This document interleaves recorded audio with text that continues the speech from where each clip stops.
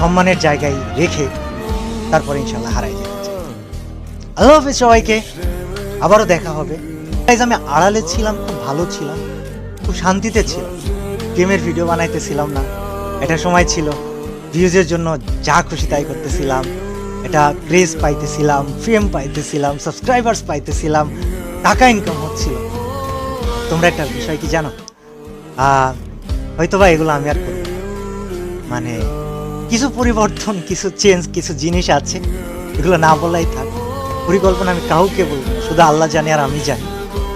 তো আগে অনেক কিছুতে ভয় পেতাম, আর এখন জাস্ট একটা কথা বলি যে আগে ভয় পেতাম বা কাউকে থামাইতে হলে চিল্লা পাল্লা অনেক কিছু করতাম। এখন সবচেয়ে ধীর স্থিরভাবে, সবচেয়ে নরম কণ্ঠে, সবচাইতে ইফেক্টিভ কাজগুলা করে দেখাইতে চাই।